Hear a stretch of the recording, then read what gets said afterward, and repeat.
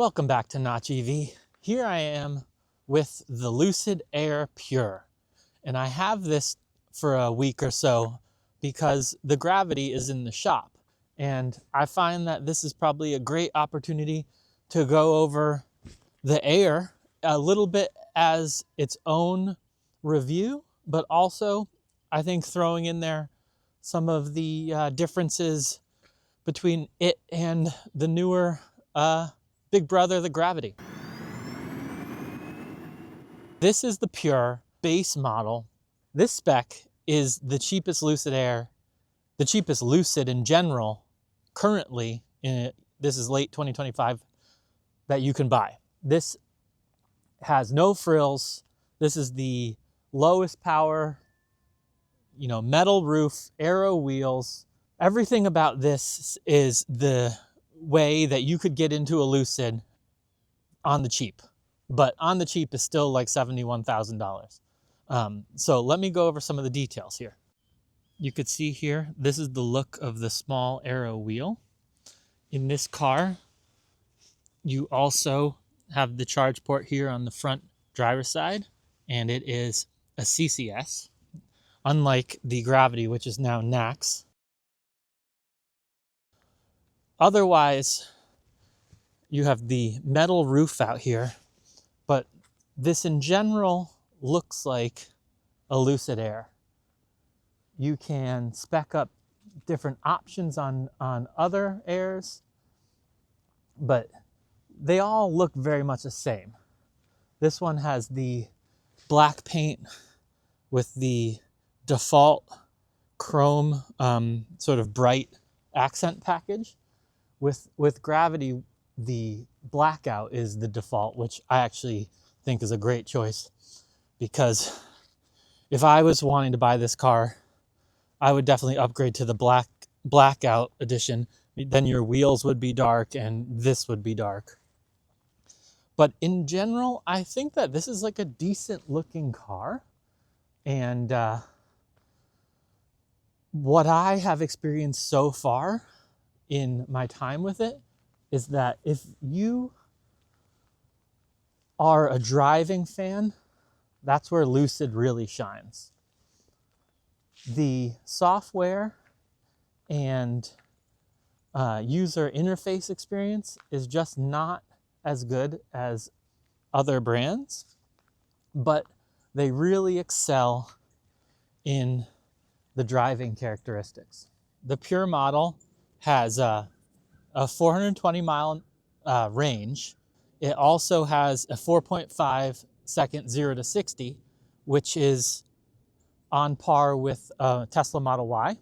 That's a Tesla Model Y that has two motors. This is a rear wheel drive car, and it has, I believe, an 88 kilowatt hour battery.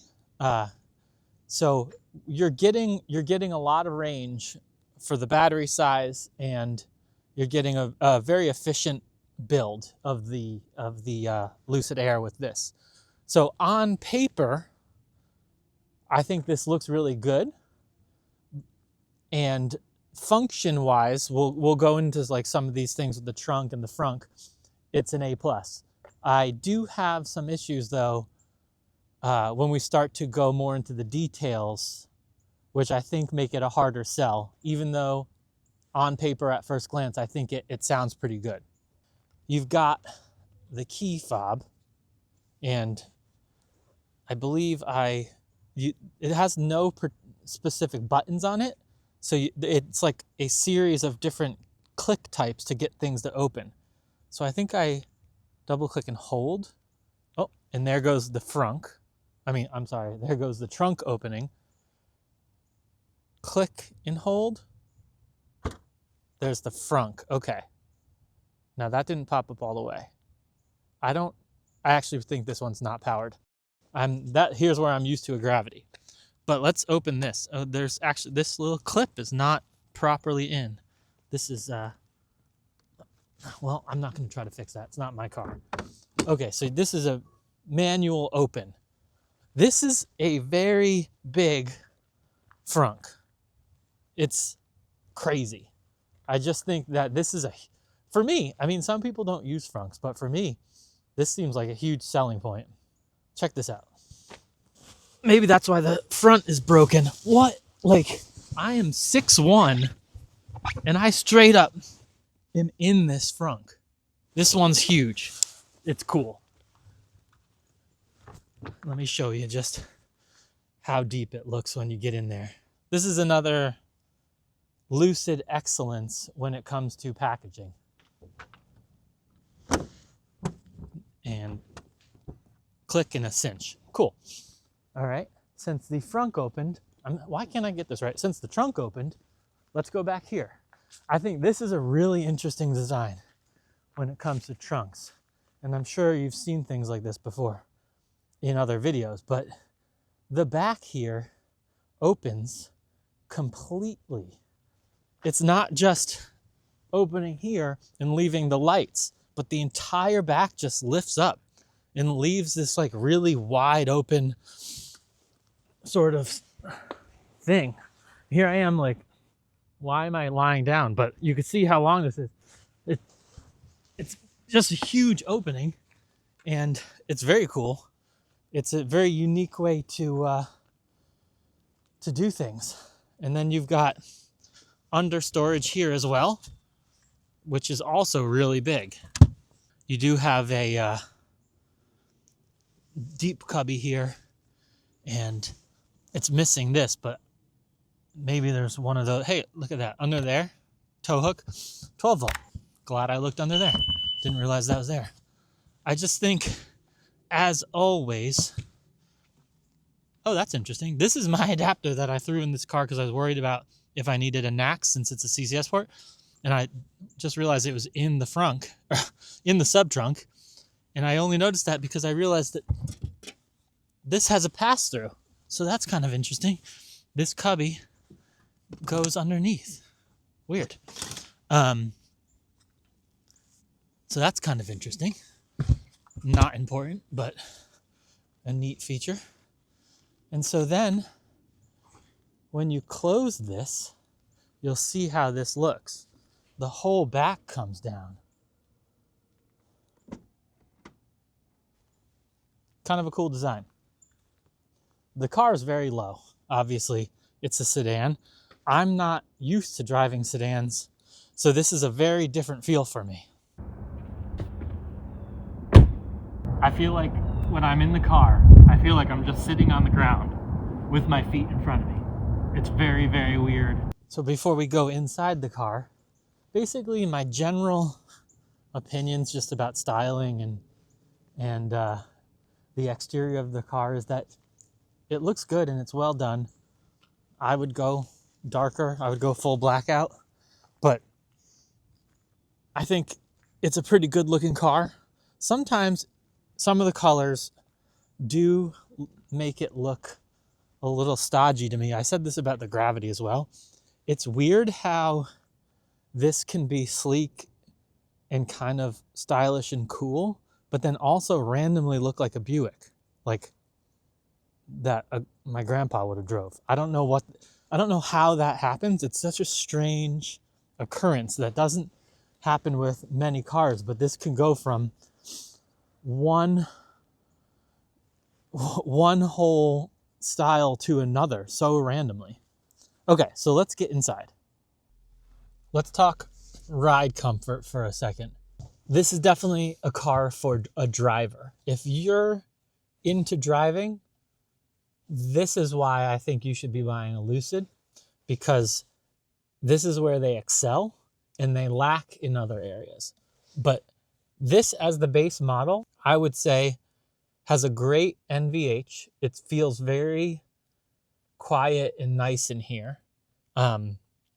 This is going to be your base interior. You don't get different interior options with the Pure model. You just get this. There's not a lot of upgrades you can do in the configurator. You can upgrade your sound system, and you can upgrade to the comfort and convenience package, which does things like soft closed doors and privacy blinds in the back seat. I don't think that would be worth it if you're trying to get into a base model on the cheap. That doesn't seem worth it. However, the sound system, unless you just like to sit in silence, I would say you have to upgrade the sound system. The sound system that's in here as the bass sound is really flat and not good. And it makes me wonder, even at 71 grand here, how are other companies like Tesla delivering excellent sound in like a $38,000 car, or, you know, whatever. So there's definitely something going on. They're not getting their sound system right. You got to upgrade to the better sound system. It's like, I think, non-negotiable. I actually wasn't going to upgrade to the good sound in my Gravity, but I ended up doing it because it was on it. I switched to a car that was just available in New Jersey, and that car had the upgraded sound. And now that I've experienced this with a bass sound system, I am feeling very lucky that I have the good sound system in the Gravity, because if it was like this, I would be very disappointed, truthfully. And I'm not even like an audiophile. I'm not subscribed to Tidal where I'm getting the use of the Dolby Atmos in that car. I'm just using Spotify, but it's a huge difference between bass in the Pure and premium in the Gravity. Round steering wheel in this car, a little bit flat on the bottom. This feels good. I am now, in a weird way, used to the Gravity steering wheel, which is smaller than this. And it just goes to show the Squircle thing. It's not a big deal, and it feels good. And this also feels fine. I think that it's just not anything to worry about. But this is a nice steering wheel.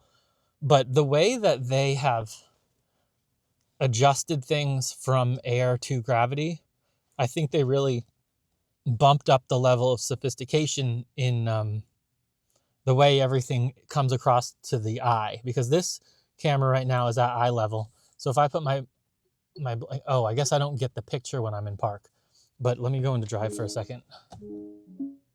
Okay, so if I am driving, I put my blinker on, there's my camera. I had this blocking it for a while. So I had to make sure I rose this extra high so I could go through and see it. So that's just kind of an interesting thing. Whereas with the Gravity, the steering wheel is cut short a little bit and the whole screen is visually above. So in here you have, I know I'm bouncing around a little bit, but you have the fabric here and the fabric here, and this like leather texture here. And you have that same kind of fabric here. I would say, you know, this is the base. This is the base level interior, but it's still really nice. Like, I think that this kind of feel of this material is just, it's good. This feels like you're getting a good interior for the price. And space-wise, these cars are also really good. Ton of leg space. I'll go over seating position in a second. The room in here feels really nice.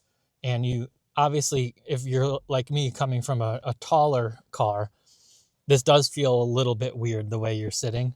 A sedan driver, I think, would be very used to it. Let's hop to the back for a second. Back door, much like the Gravity, has this 90-degree opening. And you have a nice big flat floor here. And this seat, obviously I was sitting here at 6'1", and I am in the back here at 6'1", and it feels really nice. This, I mean, it would be nice if my feet could go under here a little bit, but in general, this is a very roomy car, where they have really done an excellent job at managing where the batteries are and giving you a lot of interior space. These are just silly little plastic thing type. I don't know who uses that for much. You've got a sort of like a glove box back here and a rather dinky little screen that you can control climate with. these are fine. You have your armrest here. This is actually a lot nicer looking than the Gravity one, I think, in my opinion. And you have like a little cubby. That's cool. What is this? Okay, well, obviously you don't need that in a SUV, but that's a pass through to the trunk. So I'm not going to say that that's better, but this is actually a little bit nicer. This feels more thought out. That might be the only thing, though, that I would say is more thought out than the Gravity. You've also got air vents here in the rear, and you have this sort of wood grain, and you have the same trigger type doors that you get in the Gravity, which I think are really nice. You don't need to use your brain if you were ever in an emergency, because this is both the normal electric unlock and then a little bit farther is the physical unlock. So in an emergency, I think these are very good. I'll reference a video. I just saw Colton from Out of Spec Detailing talking about these and the outside handles on the Gravity, feeling like there's a delay. And I feel like I notice that sometimes too. And sometimes I don't. And he was doing it in the shop, and I don't know if that had something to do with it. But the Gravity does have a setting that makes it so you can't open the doors if there's like a biker coming by or something, some sort of obstacle. It'll keep you from opening the doors, which is good, because then you won't hit somebody off a bike and kill somebody. But I think maybe sometimes those sensors, possibly, I don't know, but they possibly could be preventing door action from happening immediately sometimes. And maybe since he was in the garage, the close proximity of things, maybe it changed something. I don't know, because I do notice that sometimes with the doors acting a little bit slow, but other times I don't. Since this is base, it doesn't have the soft close doors, sorry. So once again, something that's not a big deal to try to shut a door. Getting into this car feels a lot different than getting into a Gravity, as you would expect. The first time I got in here, I literally nailed my shoulder on that and simultaneously nailed my shin on this. And I have a bloody scab on my shin now. I'm not incredibly tall, but I'm taller than average. And so this could be a problem for someone like me and not for everybody. But even though the car's roomy, the entrance is a little bit of a tight shift in that I'm not used to. Next topic is these driver assistants. When you buy the Pure, you are locked into only, what do you call this? You're locked into only adaptive cruise control. The Pure doesn't have options to upgrade to a higher sensor suite to get hands-free Dream Drive. That makes sense. This is their cheapest car, so they're removing sensors and you're getting less. The only problem is that adaptive cruise control without lane centering at 70 grand, that's a hard sell. That's just something that feels pretty weak. And that goes back to me saying, if you want a Lucid, you should be someone who likes to drive. Because the driving dynamics are really nice. This thing handles really great. So not having lane centering, I don't know about wanting to take this on the highway on a really long trip. It just seems like it might get tiring. So I would be very aware of that if you're looking at a Pure. Like I said about acceleration, 4.5 seconds. You're going to want to be in sprint. When you're in smooth, I think this thing feels pretty weak. Personally, I mean, I'm my last, 2 ownership experiences have been a Gravity Grand Touring which is like a 3.4 second 0 to 60, and it's the obviously 829 horsepower. So this is half of that horsepower. And I also had an acceleration boost Model Y, so that was like 4.3, I think, 0 to 60. So you need to be in sprint to feel like this thing still has some oomph on the takeoff. So whatever, just drive it in sprint. You can, if you're feeling chill, bring it down a notch. But if I own this, I'd probably stay in sprint. If you do have it in sprint, though, I do think it is a pretty nice, exciting drive. You have that really good, smooth handling, and you have what feels like totally more than enough power. And it's a good feel. What can I say? Let's get into infotainment. To start off, you've got your 2 screens. This is a nice setup. This is, Gravity was built off of this idea, but they improved upon it, I think. They went from this screen that does this funny up and down thing to the, what would you call it, landscape version of a screen that's just locked. So they also went on the Gravity. This whole screen is one screen on the Gravity, but here you have it cut up. You can see the line cut here, and you can see the other line cut right here. So you technically have these 3 separate screens. They're fine, but I think that they're utilized a little bit strange. For instance, this car already has CarPlay, unlike the Gravity.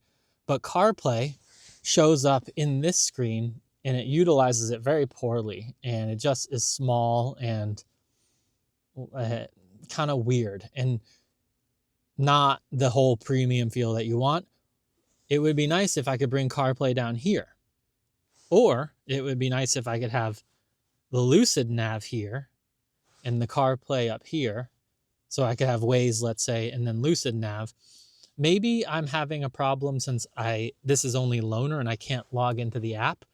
But when I'm using CarPlay and using maps from Google's or Waze or Apple, none of them put in charging stops. I hope that this is something that's not the same if you own the car. But I couldn't use CarPlay for directions and then also use Lucid Nav for directions to include charging stops. So that felt a little bit weird. I don't know if that's the case as an owner, though, who has app access. The screen here with the blind spot cameras, that all actually looks really good. I think that the cameras look good here. This is a nice looking bird's eye. You've got your front and rear. These look good, just as good as Gravity, I think. And this one's actually nice because this is the only time maybe when having the portrait is a bonus, but you get a really big bird's eye here, which feels very reassuring. Let's close that out. There's still some strange software stuff, but more things are worked out. But like, look at this, for instance. If I come in really close, you can see this. Look at the aliasing on the UI here. I think this, this shows to me how and why, in one little image, why the software team is struggling and why with the Gravity we have so many bugs and why they still have some bugs in here. What I see is aliasing. And do you see it here? No. It's not anywhere except there. So there's certain items they don't know how to, I feel like, do properly. That should be smooth looking. That shouldn't be stepped the way it is. And I'll insert a clip, but when you're driving, you have the regen and acceleration meter going through there left and right. And there's this sort of haze, like a trail. I think they sort of imagine it as like a particle trail following your leading bar. But the problem, when I look at it, the problem I see is that it's literally an image that's parented to a bar. It's not like a dynamically moving particle system that is reacting depending on how far you go. It just is a stupid image going back and forth. And because of the tapering, it kind of looks a little bit like it grows as it comes out. I know this is a very strange niche thing for me to be saying, but it just bothers me a little bit. I get past the fact that it's just sort of basic looking in its build, but it bothers me because I feel like what it says is that we haven't figured this out yet. And I think that shows in general in the software. Let's click maps here. I put in the map already, I put a navigation up to Maine, and here's the 2 charger stops. Look at how much smoother this is than in the Gravity. This coating, the coating or whatever for the Air is so much more worked out to be smoother. However, the things that they changed for the Gravity are so much better. They upped the sophistication in what they're doing. The fact that I could have a map here and and then I could have a phone up here. See how this all just switches? In the Gravity, you can have map, music. It just, these things are in the Air are linked in a way that's not helpful.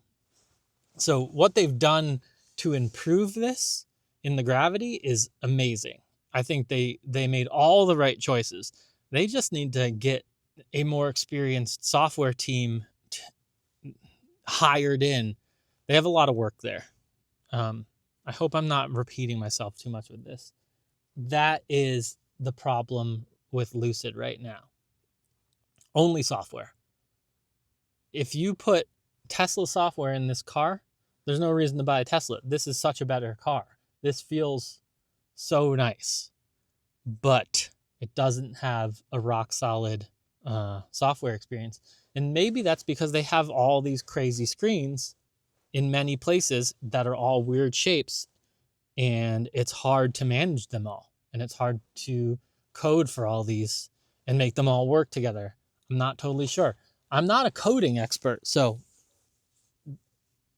don't take my words too seriously as to these thoughts, but they need to work that out.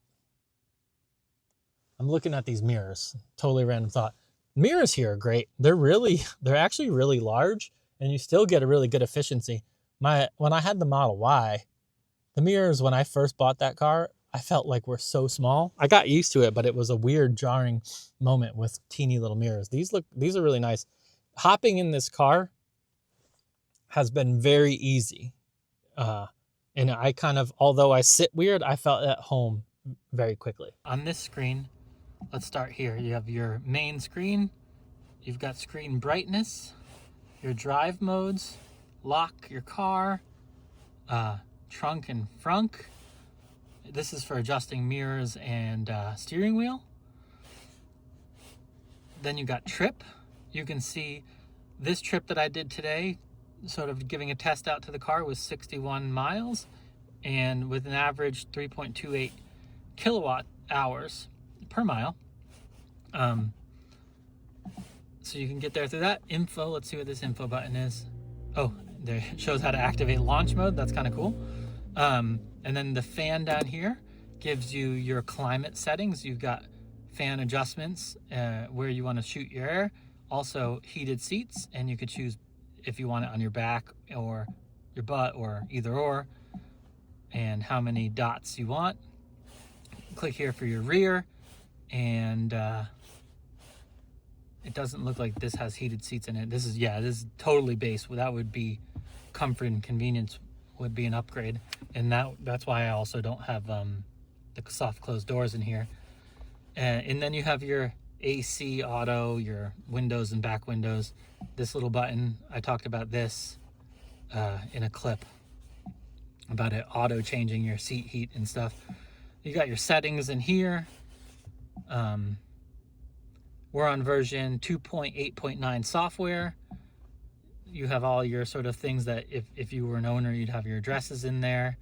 Applications, audio. This audio is so bad. The bass is cranked and I don't even like hear bass. Really not a fan of the bass audio in this Pure.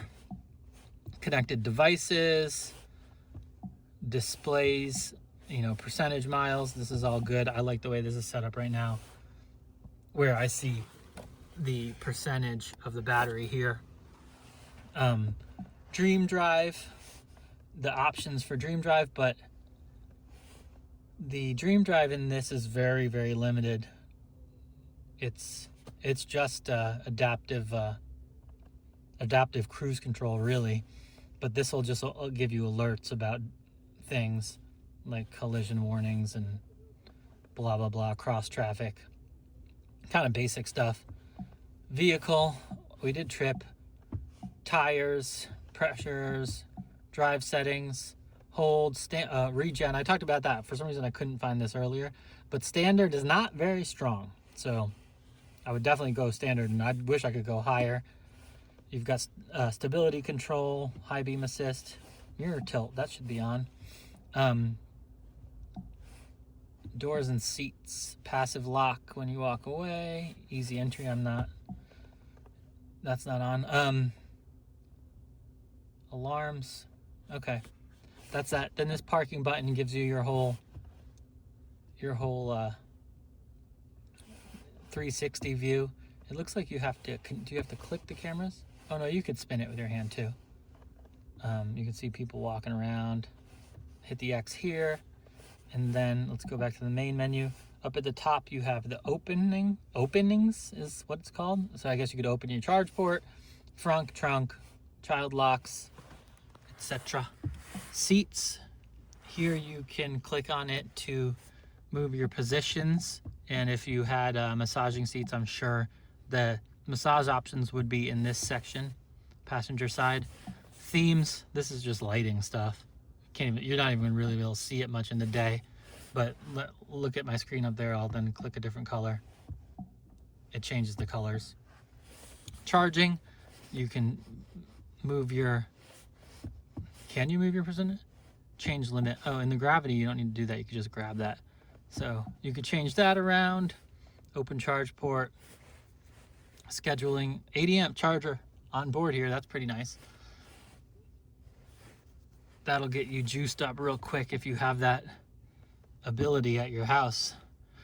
Smart preconditioning, always good to have on. So that's the charging menu. It doesn't have it looks like it doesn't have the same things like the spider web that the Gravity has in this area. So that's all the buttons here. And then you have up here, you have home, and you have phone, and you have music, and then you have maps.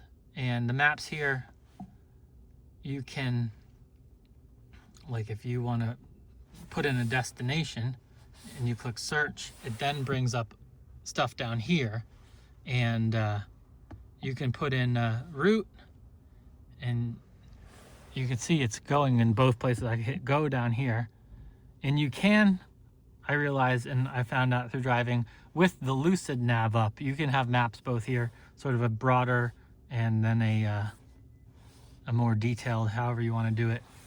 So the nav is not as sophisticated.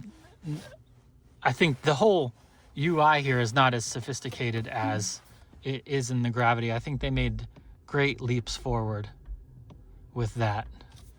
I'm giving this guy a little room. But yeah, sorry. I think they made great leaps forward with what they've done in the Gravity, with making all this one screen, and you have, it's just elevated, let's put it that way, versus this. This feels like last gen, Gravity feels like next gen.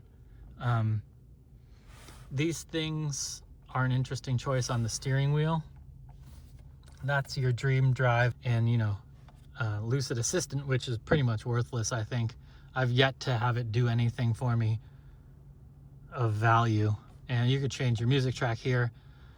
These things, I didn't find that I loved them that much.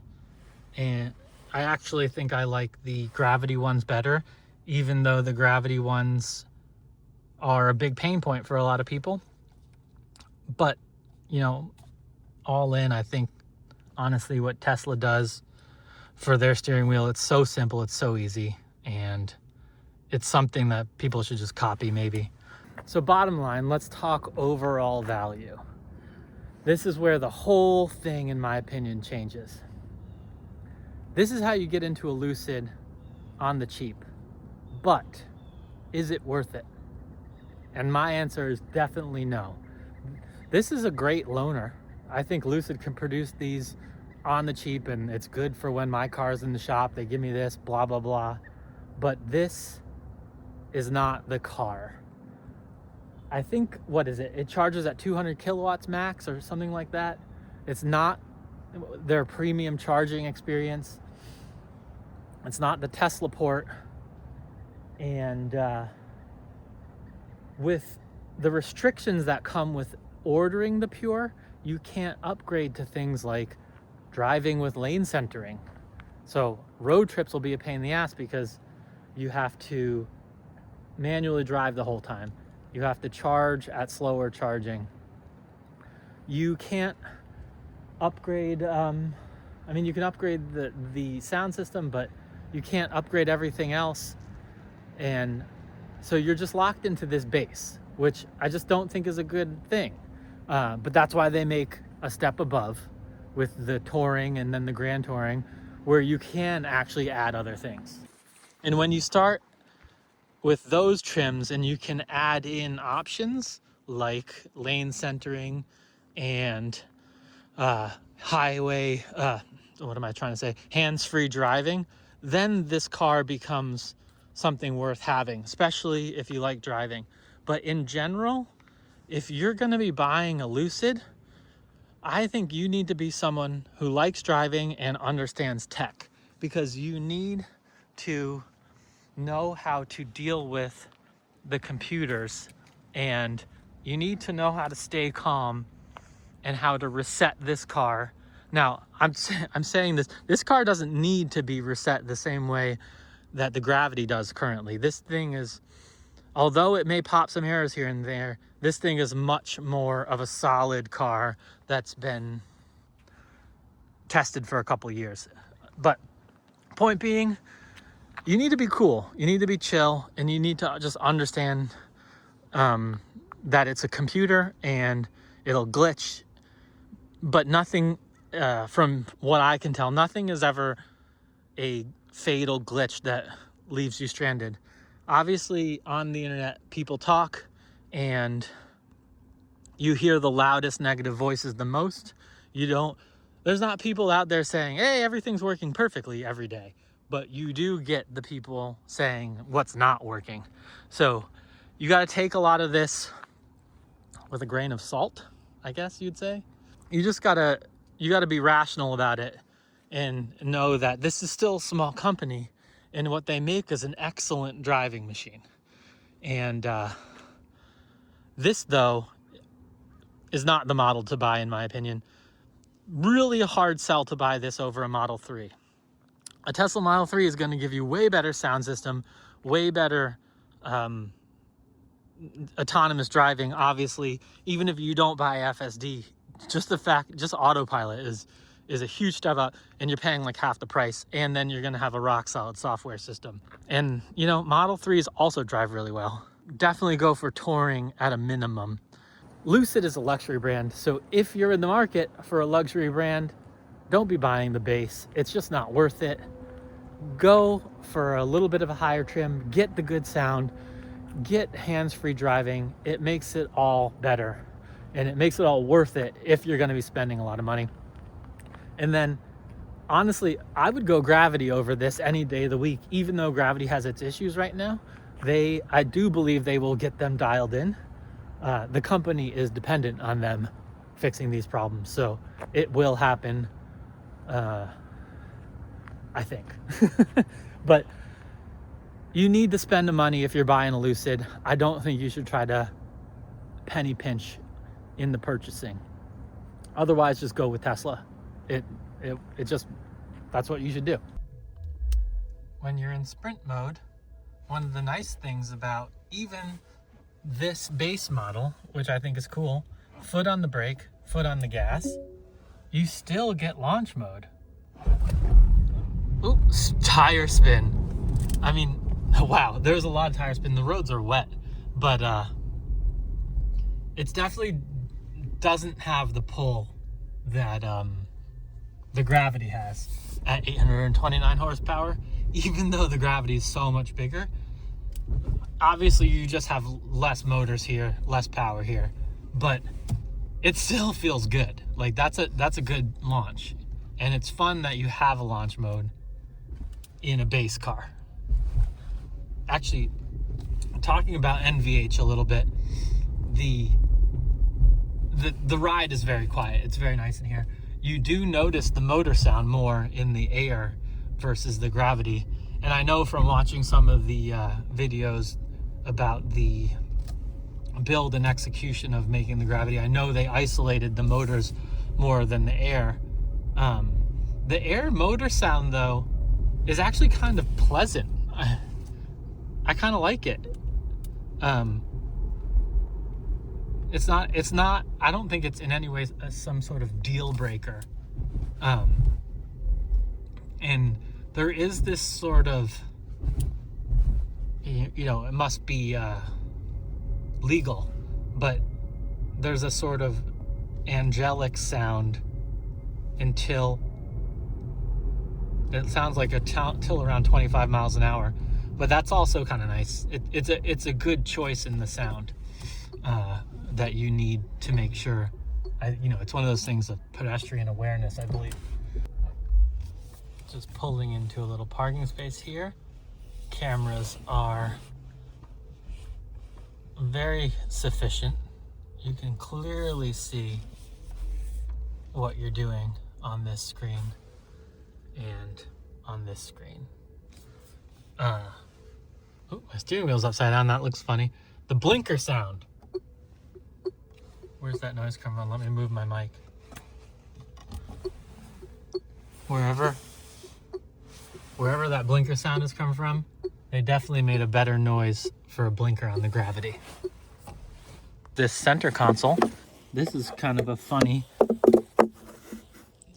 little space with a dish, and then here, under here, there is actually USB and USB-C, which is kind of funny. I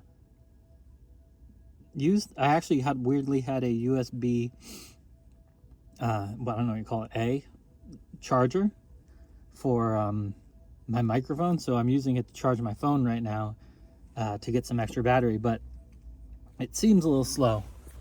But the center console's fine. And right now I just picked up another coffee and I hit battery preconditioning, and I'm gonna go over to a Electrify America 10 minutes away and just plug this guy in and see how it does. I'm at 46% right now, so it's not going to be like some sort of full charging curve. I think that data is pretty easily available, but I'm going to just see how it handles and the ease of plug and charge with this car at an EA station. So that's what I'll do. It's nice that you can do manual preconditioning, and this is where I'll be going. So I'll see you when I'm there. I am at a Electrify America, and I am in some town. Where am I? I'm in New Rochelle, New York. And the problem is that there's a line. I think that there's one down charger. It seems like there's people waiting. This lady just pulled in. So I'm at 40%. I actually switched to this charger from a different one that was in White Plains because it was in a parking garage and I didn't want to pay to go in the parking garage. But this is a thing, I guess, you know? I actually have never waited for a charger before. And part of that, I think, is that I had a Tesla. And now that I'm in the Gravity with an AX port, I also have never bothered bringing my Gravity to Electrify America. But the 4 stalls here get used up, and, well, that's no fun. So I am going to reassess where I'm going because I'm not going to sit around and wait here. I can head closer back to New York City, see if I could find a different station somewhere, and get this figured out without waiting. Something that I noticed here... Where would you like to go? Whoa, my watch is chiming in. Something that I noticed here was that you can pull down the nav like that when you're... you don't have to only have the map up there. You can pull it down. But if I hit home up here, I lose it down here. And then I can't pull it down. So I don't know. It's a little bit strange the way the map wants to work. Change of plans. I don't think I'm going to bother charging. I don't need to. And I was looking up Electrify America's between here and the city, and there's like nothing. There's nothing on the way that's really great. So I don't even want to waste my time, really. Let's see. Is there a seat drop button? Oh, yeah. Look at this. Pull and pull. That's sort of like a manual latch. And then these have now came down. Okay. Kind of cool. It smells like Chinese food here. It smells nice. Let's just see, out of curiosity. As you guys know, I've been camping in the Gravity a lot. What's it like to lie down in here?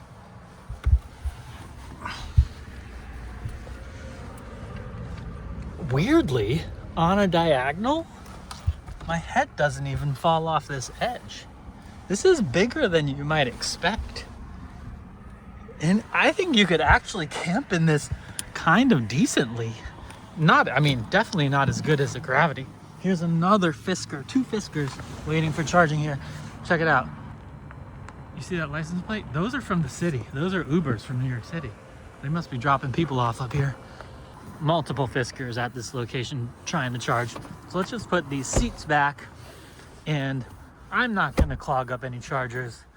There is no reason. Let's continue the drive back to the city and just see how things feel in this car. Merging onto the highway here. We're in sprint mode to get the maximum power out of this base Pure. Let's see how this feels. Give it some juice. And merge. Yeah, obviously it's a good car, and obviously it's got some strength.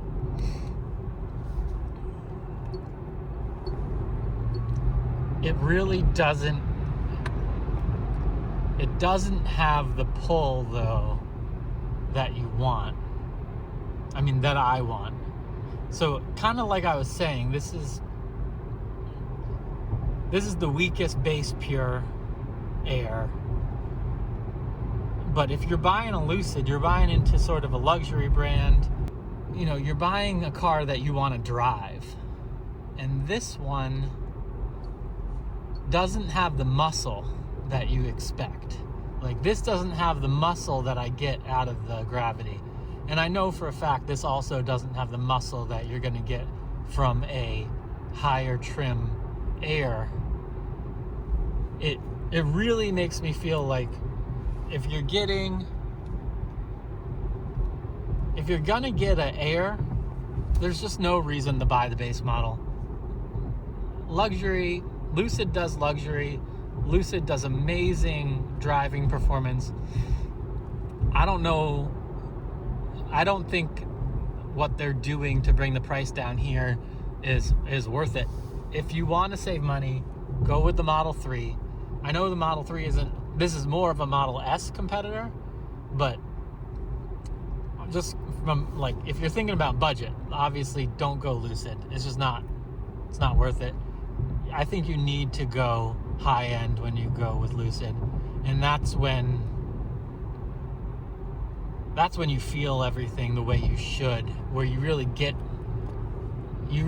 what you want from the car, versus this just feels a little bit handicapped or something. I don't know the right term. This doesn't feel like you would want, even though it drives well. Like here, we got some corners in here, and it does have the power, and it does handle really nice.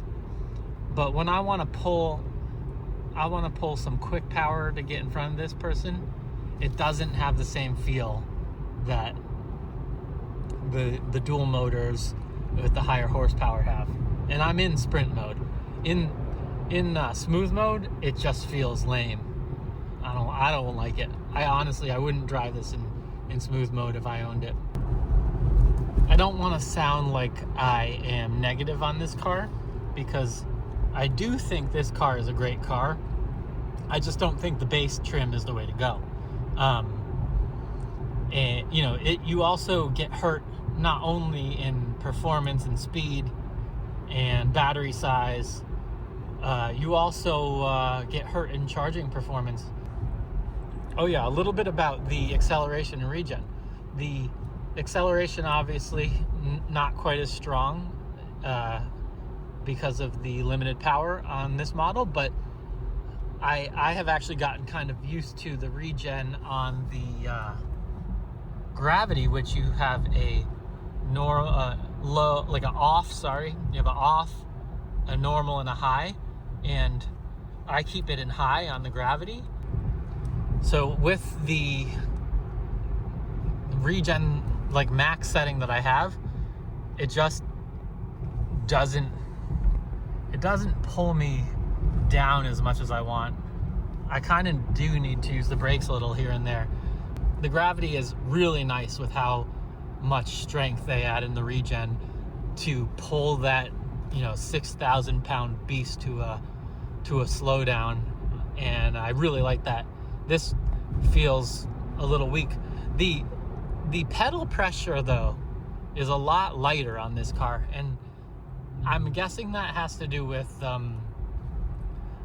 the fact that the horsepower on the Gravity is so much stronger. It might be almost like a safety thing that they make the acceleration pedal harder to push. This is easier on your ankle, which is kind of a nice change. But at the same time, I still wouldn't rather have it. And when this regens to a stop, the brake pedal is down. I gotta double check. I don't feel like it's that way in the Gravity, but yeah, I could go for some more regen in this car. We've got busy traffic merging onto the FDR, but what I'm thinking right now is that at least this car has a lot of range. I just went around, drove a couple hours. I left with like 70%. I'm at 34 now. This, at least with this car, you won't be having any sort of range anxiety. But I do love the upgrades Lucid made to the charging performance and the NAX port with the Gravity, based on just that one little incident I had where I came across a completely full Electrify America. That is a life that I don't want to have to deal with, and I don't want to have to live that life. And luckily, my experience with EVs the past couple years is not been that. It's been easy, and that's a good thing. And Tesla and Lucid have made that a reality for me, specifically Lucid more recently with the advancements they made with the Gravity and its charging performance. So literally, this morning before I made this video, I saw a video from Engineering Explained. That guy has, like over 4 million followers, and he seems like a smart guy. And he's obviously, I guess he said 6 months of ownership, 3,000 miles. Not a ton of miles on Lucid, but something I've noticed from doing like 9,000 miles in the Gravity is you really need to pay attention to the nuances of the UI in what Lucid is doing. And he mentioned, I think he mentioned a lot of stuff that probably was just a pain in the ass, and he's completely accurate.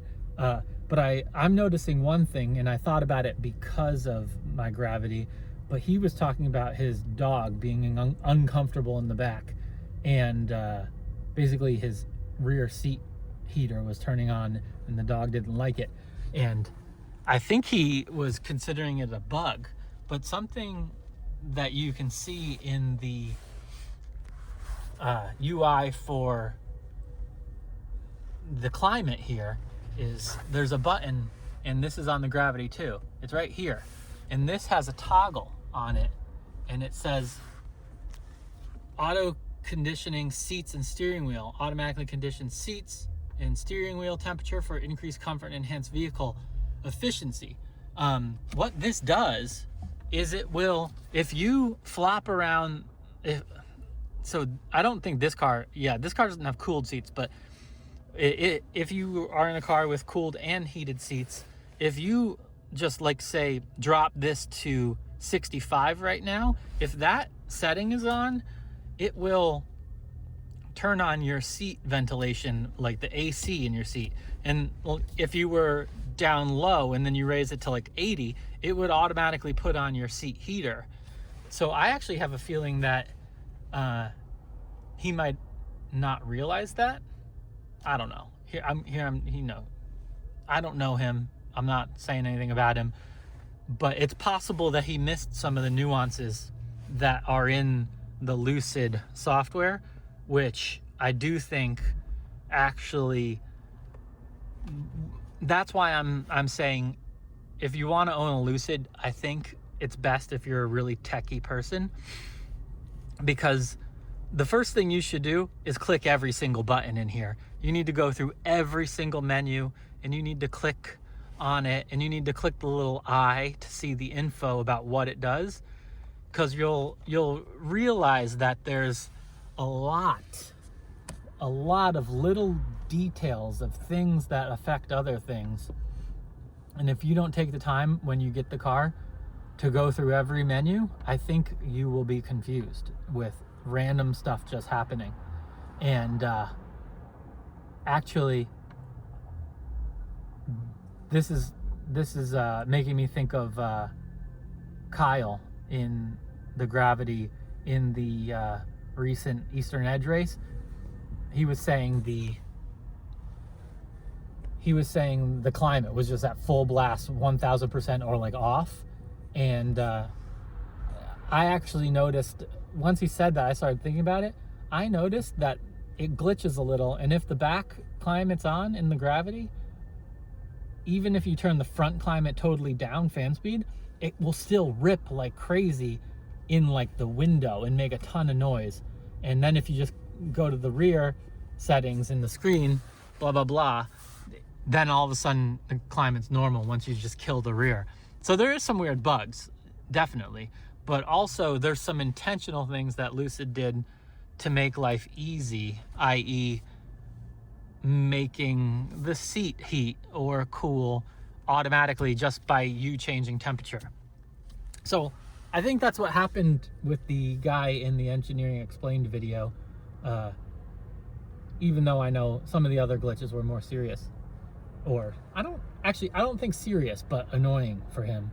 I think the thing about Lucid is even though there's bugs in some of their software, the problems are always, for the most part, things that you can get by. It doesn't disable the car. And that's that. However, if you're not shopping for a electric sedan, but you're shopping for a Lucid, I would say you got to go at least to touring or grand touring on the Air. You should go for the Sapphire if you can. But if you're shopping for Lucid, I actually think you just should skip the Air and go straight to the Gravity. And I think you should go straight to the Grand Touring Gravity rather than the cheaper one. And that just sort of solidifies about Lucid doing the top end well, and the lower price end, it just feels like you're missing out. And that's something that I think is just, when you're buying Lucid, that's what you have to deal with.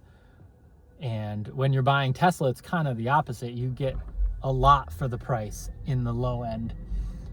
Thanks for watching. I hope that this wasn't too whiplashy with opinions as I was driving, because I felt my opinions changing and morphing as I was in the car.